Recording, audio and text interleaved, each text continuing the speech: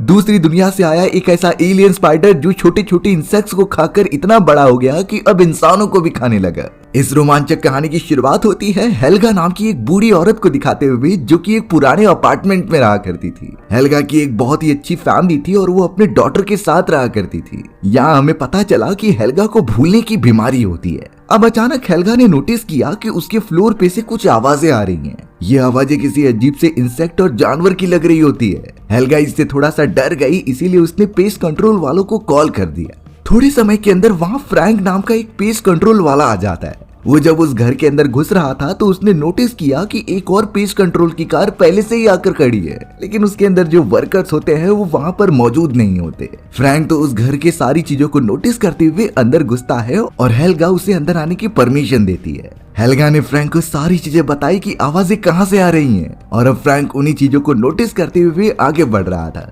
Ventilation pipe से लगातार कुछ लिक्विड सा निकल रहा होता है, जिसे वो देखने के लिए एक चैम्बर में चला गया। फ्रैंक तब ज्यादा चौंक जाता है जब उसने खून के धब्बे देखे जमीन के ऊपर। उसी खून के निशानों को वो फॉलो करते हुए एक चैम्बर के अंदर चला गया और उसे खोलकर देखने लगा। फ्रैंक उस मोमेंट पर पूरी तरीके से चौंक जाता है उस चैम्बर के अंदर देखकर, क्योंकि वहाँ डेड बॉडी मौजूद थी। ये डेड बॉडी उन पेस्ट कंट्रोल वालों की होती है जो इस जगह पर पहले आए थे। फ्रैंक जब पीछे मुड़कर देखता है तो उसके सामने एक अजीब तरीके का स्ट्रक्चर खड़ा हुआ था।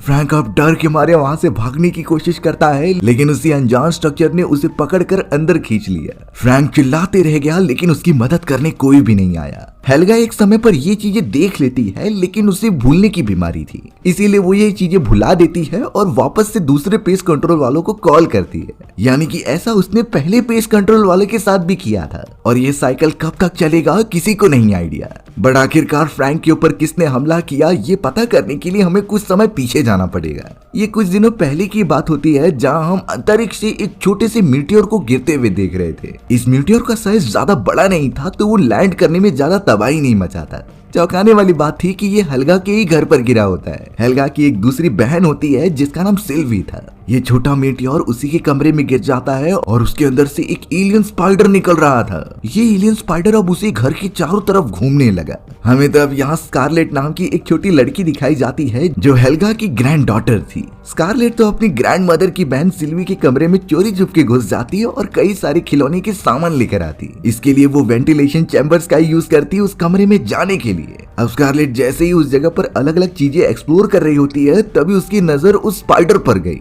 लेकिन चौंकाने वाली बात थी कि स्पाइडर का साइज पहले से छोटा हो चुका था। स्पाइडर स्कारलेट के साथ एकदम फ्रेंडली वे में बिहेव कर रहा होता है, और यही चीजें स्कारलेट को अच्छी लग गई तो उसने स्पाइडर को अपने साथ रख लिया। स्कारलेट को पता चल गया होता है कि सिल्वी अब तुरंत ही कमरे में आ रही है, तो वो वेंटिलेशन चैम्बर में जाकर वापस अपनी ग्रैंड मदर के पास चली गई। हेल्गा तो टीवी देखने में बिजी थी और उसी चैम्बर में से उनके नेबर को भी देखा जा सकता था। उनके नेबर का नाम एरिक था और स्कारलेट साफ साफ देख पा रही थी कि एरिक एक बायोलॉजिस्ट है। वो तो अपनी मछलियों को भरपेट खाना खिला रहा था। स्कारलेट अब चोरी चुपके अपने चैम्बर में वापस लौट आती है और पकड़े गए स्पाइडर को एक जार में बंद कर देती है। स्कारलेट के फादर, जिसका नाम एडी होता है, वो तो अब स्कारलेट पर आकर चिल्लाने लगे थे क्योंकि सिल्वी ने उसकी कंप्लेन की थी। लेकिन स्कारलेट अपनी इस गलती को एक्सेप्ट करने के लिए राजी नहीं होती और उसे यहाँ से चले जाने के लिए कहती है। इन्हीं चीजों से पता चल रहा था कि स्कारलेट और उसके स्टेप फादर एडी में उतनी बनती नहीं।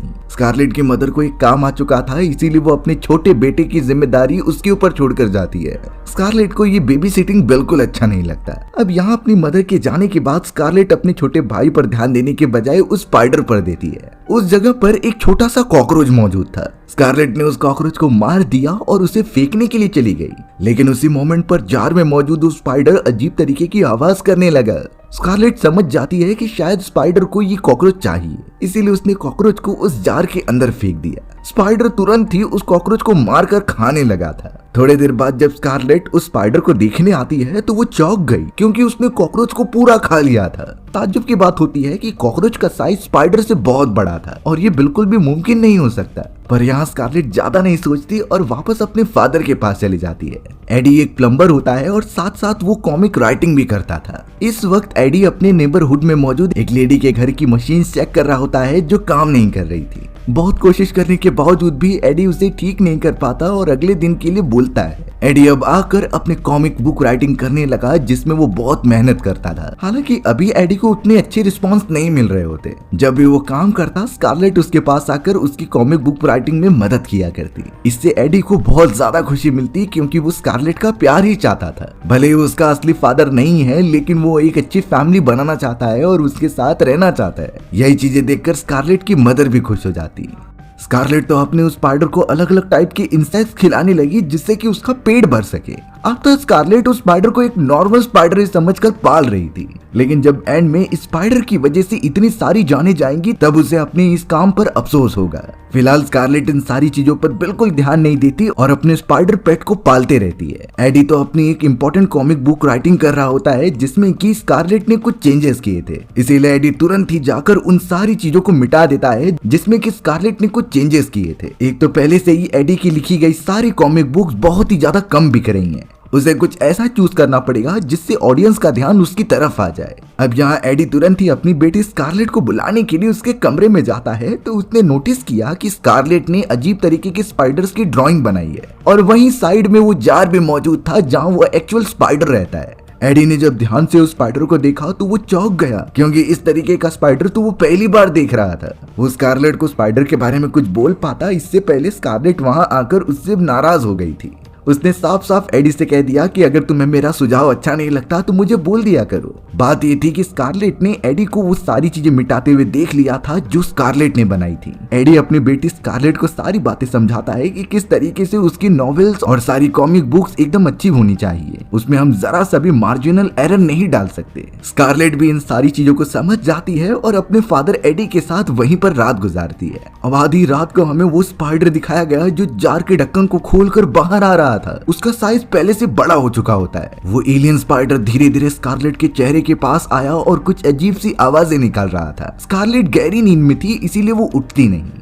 अब वो स्पाइडर सिल्वी के कमरे में चला जाता है, जो कि गहरी नींद में सोई हुई थी। वहां पर तो केज में एक पैरोट मौजूद था जो स्पाइडर को देखकर चिल्लाने लगा, लेकिन उसके ऊपर सिल्वी ज्यादा ध्यान नहीं देती, क्योंकि पैरोट का काम ही है चिल्लाना। स्पाइडर उस जगह पर जाकर पैरोट के साथ क्या करता है ये कुछ ही देर में पता चल जाएगा। अब एडी अपने फैमिली के साथ बैठकर ब्रेकफास्ट कर रहा था, तभी अचानक एडी की वाइफ उससे बोलने लगी कि मुझे ये अपार्टमेंट बिल्कुल अच्छा नहीं लगता, हमें कोई और अपार्टमेंट में शिफ्ट हो जाना चाहिए जहाँ इससे ज्यादा फैसिलिटी हो।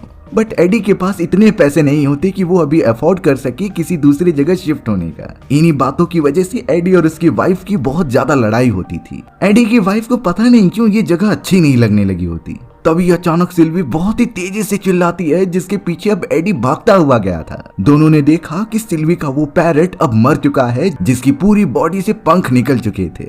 उस पर नुकीले दांतों का निशान था जो किसी खतरनाक जानवर का हो सकता है। सिल्वी को लगने लगा कि ये किसी जंगली चूहे का काम होगा, इसीलिए अब उसने पेस्ट कंट्रोल वाले को बुलाया, जो और कोई नहीं बल्कि फ्रैंक ही था।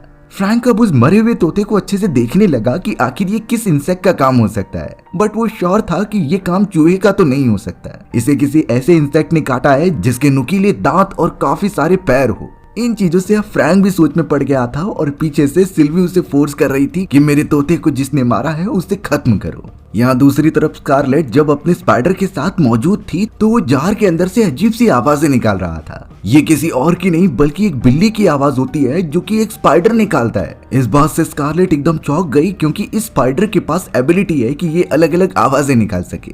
सारी चीजें स्कारलेट को बहुत ज्यादा एक्साइट कर रही थी, तो वो स्पाइडर के लिए कई सारे कॉकरोचेस पकड़ के लेके आती है। ऐसा कोई भी दिन नहीं था जब स्कारलेट ने स्पाइडर को खिलाया न हो। तभी अचानक स्पाइडर के जार के पास एक कीड़े मारने वाली बॉल आ जाती है। उसे देखकर वो स्पाइडर बहुत ज्यादा डरने लगा। स्कारलेट तुरंत ही उस बॉल को उठा लेती है और जैसे ही वो उसके जाल को टच करने चली गई तो वो जाल जलने लगा। इससे स्कारलेट समझ गई कि शायद स्पाइडर को इस बॉल से बहुत डर लगता है और उसकी बॉडी इससे बहुत कमजोर हो जाती है। वहाँ फ्रैंक बताए गए अनुसार चारों तरफ पेस्ट कंट्रोल कर रहा होता है और कीड़े मारने वाली दवा छिड़कता है। सारे घर को अच्छी तरीके से कवर करने के बाद वो जब स्कारलेट के कमरे में आया और वहाँ पर दवाई छिड़कना स्टार्ट किया तो स्कारलेट आकर चिल्लाने लगी, क्योंकि उसे अपने कमरे में पेस्ट कंट्रोल नहीं कराना था। फ्रैंक के पूछने पर वो जार में मौजूद अपने उस स्पाइडर को बता देती है। स्कारलेट ने उस स्पाइडर को अपने पेट की तरह पाला था, बट फ्रैंक कहता है कि तुम कोई और पेट पाल लो, लेकिन ये स्पाइडर बहुत ही खतरनाक होते हैं। ये सिर्फ खाना जानते हैं और अटैक करना, लेकिन स्कारलेट का साफ मानना था कि ये उसका पेट है और उसे नुकसान नहीं पहुंचाएगा, इसीलिए उसके कमरे की पेस्ट कंट्रोलिंग नहीं की जाएगी। अब अपना काम खत्म करने के बाद फ्रैंक जब अपनी फीस लेने जाता है तो सिल्वी और उसकी बहन ने साफ मना कर दिया और उसे कम पैसे दिए क्योंकि उनके पास ऑब्वियसली उतने पैसे नहीं होते। एडी भी यहाँ फ्रैंक से माफी मांगता है क्योंकि उनकी फाइनेंशियल कंडीशन अभी ठीक नहीं चल रही है। फ्रैंक इस बात से थोड़ा सा गुस्सा हो गया था, पर उसे उतने ही पैसों से काम चलाना पड़ेगा। वो वापस से अपने वैन में बैठकर वहां से चला गया। अब हमें मैरी नाम की वही लेडी दिखाई जाती है जो एडी के पड़ोस में रहा करती थी। मैरी का एक छोटा सा कुत्ता होता है जो कि बड़े मजे से टीवी देख रहा था। इस मोमेंट पर मैरी को अपने फैमिली की बहुत ज्यादा याद आ रही थी क्योंकि वो कई साल पहले अपनी फैमिली से अलग हो चुकी होती है। हर वक्त उसे अपनी फैमिली की याद सताते रहती और वो बहुत ज्यादा नशे भी किया करती थी। हमें तो अब अचानक स्कारलेट का वही स्पाइडर दिखाया जाता है जो कि अपनी जार से निकलकर वेंटिलेशन एरिया में आ चुका था। लगातार चलते हुए वो मैरी के कमरे में घुस जाता है। स्पाइडर के आने का पता उसके कुत्ते को चल चुका था, इसीलिए मैरी का कुत्ता लगातार भौंकने लगा। अब मैरी जो थोड़ी सोने की कोशिश कर रही थी वो अपने कुत्ते के भौंकने से परेशान हो जाती है। उसे कुछ समझता ही नहीं और वो अपने कुत्ते को उठाकर बाहर फेंक देती है। यानी वो नहीं चाहती थी कि उसके इस पीसफुल वाले माइंड को कोई डिस्टर्ब करे। अब जब यहाँ मैरी ड्रॉर के अंदर से कुछ दवाई निकाल रही थी तो उसी जगह पर वो एलियन स्पाइडर मौजूद था। स्पाइडर का साइज अभी तक उतना बड़ा तो नहीं होता कि वो किसी इंसान को खा सके, लेकिन वो एक एलियन स्पाइडर था और उसने तुरंत ही मैरी के ऊपर हमला कर दिया। वो मैरी को इतनी जोर से काटता है जिससे कि मैरी नीचे गिर गई और उसका सर जमीन से बहुत जोर से टकराया। मैरी तो बिल्कुल भी हिल नहीं पा रही थी, जैसे कि उसकी पूरी बॉडी पैरालाइज हो चुकी हो। अंत में तो वो एलियन स्पाइडर मैरी के मुंह के अंदर घुस जाता है और उसके अंदर जाकर सारे बॉडी ऑर्गन्स को खाने लगता है। मैरी के मरने की आवाज भी किसी ने नहीं सुनी। एक उसका बस कुत्ता था जो बताने की कोशिश कर रहा होता है, पर मैरी ने तो उसे बाहर निकाल दिया था। अब स्कारलेट जब अपने फादर एडी के साथ बैठी हुई होती है तो वो बोलने लगी कि मुझे अपने नेबर एरिक से मिलना है। एरिक वही बायोलॉजिस्ट था जो कि अलग अलग चीजों पर एक्सपेरिमेंट किया करता, लेकिन एडी स्कारलेट को समझाने लगा कि उसे एरिक बिल्कुल भी सही लड़का नहीं लगता। वो हमेशा कमरे के अंदर बंद रहता है और कुछ अनजाने एक्सपेरिमेंट करता है। लेकिन अपने फादर के समझाने के बावजूद भी स्कारलेट तुरंत ही स्पाइडर को लेकर चली गई थी एरिक के पास। एरिक स्कारलेट को देखकर चौंकता नहीं क्योंकि वो इतने दिनों से कुछ एक्सपेरिमेंट कर रहा था और उसमें उसे कामयाबी नहीं मिली होती। एरिक ने स्कारलेट को अपने घर में बुलाया और अब स्कारलेट अपने उसी स्पाइडर को सामने रख देती है। एरिक दरअसल किसी बीमारी का इलाज ढूंढने की कोशिश कर रहा था। स्कारलेट सारी चीजें बताने से पहले एरिक से ये कंफर्म करा देती है कि वो इस बारे में उसके पेरेंट्स को ना बताए। अब स्कारलेट ने एरिक के सामने अपना वो स्पाइडर रखा और बताने लगा कि ये मेरा पेट है, लेकिन ये बिल्कुल भी बाकी स्पाइडर जैसा नहीं है। इसके अंदर कई सारी एबिलिटीज थी और ये अलग अलग जानवरों की तरह बोल सकता था। एरिक ने जब ध्यान से उस स्पाइडर को देखा तो ये बिल्कुल भी एक नॉर्मल स्पाइडर नहीं लगता। एरिक को देखते ही समझ गया था कि इसमें कुछ तो अलग है। नॉर्मल स्पाइडर्स इतनी जल्दी नहीं बढ़ते और उनका आकार एक लिमिट तक जाकर रुक जाता है। एरिक ने साफ कह दिया था कि ये बहुत ही खतरनाक हो सकता है, इसे अपने इस तरीके से पास रखना बहुत ही ज्यादा जानलेवा होगा। पर एरिक को तो स्पाइडर के अंदर काफी इंटरेस्ट आने लगा था, इसीलिए अब वो स्कारलेट से कहता है कि वो उसके पेरेंट्स से नहीं बताएगा, लेकिन वो उसके स्पाइडर को कुछ समय के लिए उसके पास छोड़ कर जाए। वो कुछ समय तक इसकी देखरेख करेगा और इस पर रिसर्च करेगा, फिर बाद में स्कारलेट इसे ले जा सकती है। स्कारलेट को भी ये डील अच्छी लगती है, इसीलिए वो स्पाइडर को देकर वहां से चली गई।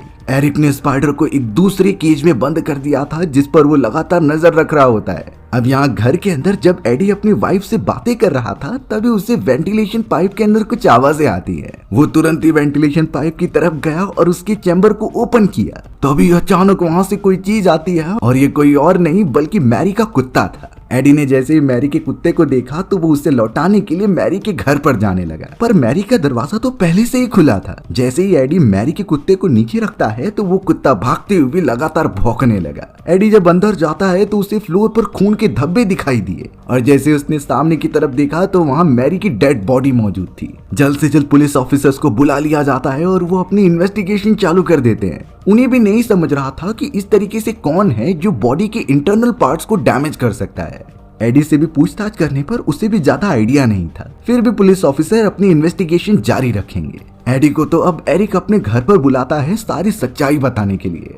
उसने स्कारलेट के उस अनजान पेट यानी कि स्पाइडर के बारे में सब कुछ बता दिया था, क्योंकि वही है जो ये खतरनाक चीजें कर रहा है और अगर उसे मारा नहीं गया तो आगे चलकर वो और खतरनाक हो जाएगा। यानी एरिक सभी की सेफ्टी चाहता था, इसीलिए उसने स्कारलेट का सीक्रेट उसके फादर को बता दिया। एडी इस बात से बहुत ज्यादा गुस्सा हो जाता है और सीधा स्कारलेट के पास जाकर उस पर चिल्लाने लगता है। स्कारलेट इन चीजों पर बिल्कुल भरोसा ही नहीं कर पा रही थी कि उसका पेट स्पाइडर किसी को नुकसान पहुंचा सकता है, लेकिन सच्चाई यही थी और एडी उसके ऊपर चिल्ला रहा था। स्कारलेट भी अब यही कहने लगती है कि तुम मेरे रियल फादर नहीं हो, इसीलिए तुम्हें कोई हक नहीं बनता मुझ पर चिल्लाने का।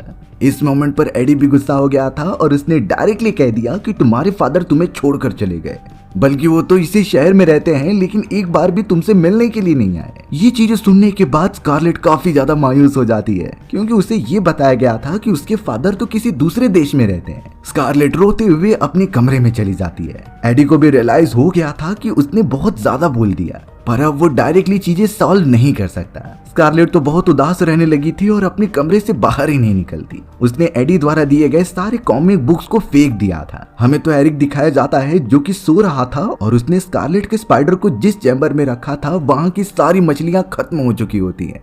ऊपर से वो छोटा स्पाइडर का साइज अब बहुत बड़ा हो चुका होता है। एडी की वाइफ अपनी मदर हेल्गा का बहुत अच्छी तरीके से ख्याल रखती थी, लेकिन हेल्गा की बहन सिल्वी एडी से नफरत करती थी। वो उसके हर एक काम में नेगेटिव पॉइंट्स निकालती और हमेशा बुरा भला कहती। अब अचानक सिल्वी की एक बिल्ली उससे मिल नहीं रही थी और वो लगातार उसे ढूंढती है। तभी उसे वेंटिलेशन चैम्बर में कुछ आवाजें आई। सिल्वी तुरंत ही उसे देखने के लिए अंदर जाने लगती है, पर अचानक उसके सामने वही बड़ा सा स्पाइडर आ गया। स्पाइडर अपने बड़े बड़े पंजों की मदद से सिल्वी को पकड़ लेता है और उसे मार देता है। इस बारे में किसी को पता नहीं चला था और वहाँ पर एडी गुस्से में टीवी को तोड़ रहा होता है। बात ये थी कि एडी इतने सालों से जिस कॉमिक पर काम कर रहा था उसके पूरे प्रोजेक्ट को रिजेक्ट कर दिया गया है, यानी इतने सालों की मेहनत उसकी बेकार चली गई। इस बात से वो पूरे घर में तोड़फोड़ कर रहा था, जिससे कि अब एडी और उसके वाइफ के बीच में झगड़े होने लगे। स्कारलेट ये सह नहीं सकती थी, इसीलिए वो अपने छोटे भाई को लेकर कमरे में चली जाती है। एडी और उसकी वाइफ में झगड़े कंटिन्यू हो रहे थे, बट तभी अचानक एडी की वाइफ ने ऊपर की तरफ वही खतरनाक स्पाइडर देखा। स्पाइडर ने तुरंत ही एडी के ऊपर जंप लगा लिया होता है और उसकी वाइफ को भी डैमेज पहुंचा रहा था। वहाँ स्कारलेट को तो कुछ फर्क ही नहीं पड़ता, वो तो हेडफोन्स लगाकर गाने सुन रही थी। वो स्पाइडर इतना बड़ा हो चुका था कि एटलीस्ट किसी एक इंसान को पूरी तरीके से निगल जाए। वो खतरनाक स्पाइडर तो अब एडी और उसकी वाइफ को पकड़कर वेंटिलेशन चैम्बर में लेकर चला गया। स्कारलेट ने हेडफोन्स लगाए थे, इसीलिए वो इन सारी चीजों की आवाजें सुन नहीं पा रही थी, लेकिन जब उसने अपने हेडफोन्स निकाले तो वो कहीं भी अपने मॉम एंड डैड को नहीं पा रही थी। और अब उसे वेंटिलेशन चैम्बर के अंदर कई सारे खून के धब्बे दिखाई दिए, जिससे वो तुरंत ही समझ जाती है कि ये काम उसके स्पाइडर का है। उसके स्पाइडर ने ही एडी और उसकी मदर के ऊपर हमला करके उसे वेंटिलेशन चैम्बर के अंदर लेकर चली गई है, लेकिन वो इस तरीके से अपने मॉम एंड डैड को कैसे मरने दे सकती है। एट द एंड स्कारलेट को पता था कि ये स्पाइडर की कमजोरी क्या है। वो जल्द से जल्द इंसेक्ट को मारने वाली दवा को मिलाने लगी और उसका एक लिक्विड बना देती है। उसी लिक्विड को स्कारलेट ने अपने एक वाटर गन में डाल दिया था, जिसे लेकर वो तुरंत ही वेंटिलेशन चैम्बर के अंदर अपने मॉम एंड डैड को ढूंढने निकल पड़ी। अभी तक वो स्पाइडर स्कारलेट के सामने नहीं आया होता। स्कारलेट अब ट्रैवल करते हुए अपनी ग्रैंड मदर हेल्गा के पास पहुंच गई और वो एकदम सही सलामत वहां मौजूद थी। स्कारलेट ने नोटिस किया कि हेल्गा के स्वेटर के अंदर वही इंसेक्ट मारने वाली दवाई का स्मेल आ रहा है, क्योंकि हेल्गा इंसेक्ट से दूर रहने के लिए एक दो दवाई उसके अंदर रखती थी और शायद इसीलिए स्पाइडर ने हेल्गा के ऊपर हमला नहीं किया। स्कारलेट अपनी ग्रैंड मदर को समझा देती है कि आप ये स्वेटर मत निकालना और जल्द से जल्द पुलिस वालों को कॉल कर देना। बट हेल्गा को तो भूलने की बीमारी थी, वो पुलिस वालों को कॉल करने के बजाय फ्रैंक को ही कॉल कर देती है। स्कारलेट ने ये देखा कि एरिक को भी स्पाइडर ने मार दिया है और वो तो उसके छोटे भाई को भी अपने साथ लेकर चला गया है, यानी स्कारलेट को जल्द से जल्द उन्हें बचाना ही होगा।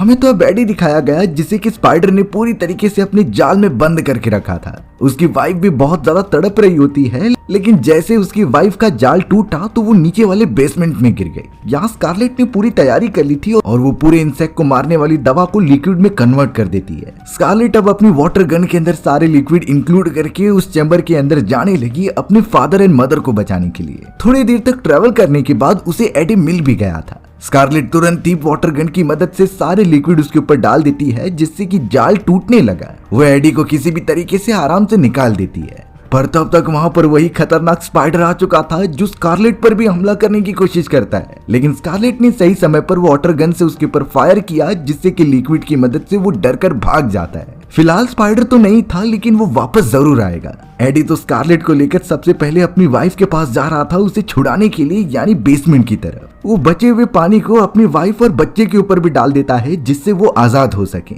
उस मोमेंट पर फ्रैंक भी आ चुका था, जिसे कि हेल्गा ने कॉल करके बुलाया होता है और ये पूरा सीन कहानी की शुरुआत वाला ही था। फ्रैंक भी जब उस चैम्बर में देखने आया तो स्पाइडर ने उस पर भी हमला कर दिया था। लेकिन फ्रैंक किसी भी तरीके से बचते हुए वहां से निकल गया। वो सभी बेसमेंट में मौजूद थे, लेकिन अब पाइप टूट चुकी थी। पूरी तरीके से चारों तरफ पानी गिरने की वजह से उस इंसेक्ट के मारने वाली लिक्विड का ज्यादा असर नहीं होता। एडी, स्कारलेट और उसकी वाइफ लगातार एक दूसरे को पकड़कर वेट कर रहे थे कि कैसे वो उस खतरनाक स्पाइडर से बचेंगे। तीनों का बहुत बुरा हाल हो चुका था। एडी जानता था कि वो स्पाइडर अब उनकी तरफ बढ़ रहा है, इसीलिए उसने डोर बंद करने की कोशिश की। वो डोर इलेक्ट्रिक था और पानी गिरने की वजह से उसे मैनुअली बंद करना पड़ेगा। एडी ऐसा करने की कोशिश करता ही है, तभी उसे झटका लगा। एडी पूरी तरीके से बेहोश हो चुका था। स्पाइडर लगातार उनकी तरफ बढ़ रहा होता है हमला करने के लिए, बट स्कारलेट ने हिम्मत दिखाई और उस बटन को जाकर दबा दिया। बड़ा सा स्पाइडर अब दरवाजे के नीचे दबकर पूरी तरीके से मर जाता है। एडी की वाइफ तुरंत ही उसे सीपीआर देने लगी थी और थोड़े समय में वो जिंदा भी हो गया था। सभी फैमिली मेंबर्स एक दूसरे को सही सलामत देखकर एकदम खुश होते हैं। स्कारलेट ने भी पहली बार एडी को फादर कह के पुकारा था, यानी इन चीजों के बाद वो एडी को अपना फादर मानने लगी है। सभी अब वहाँ अच्छी तरीके से जाने लगे थे, पर अब हमें उस मरे हुए स्पाइडर की बॉडी में दिखाया गया जहाँ कई सारे अंडे मौजूद होते हैं और उसी में से एक अंडा फूटने लगा जिसमें से छोटे छोटे स्पाइडर्स निकलते हैं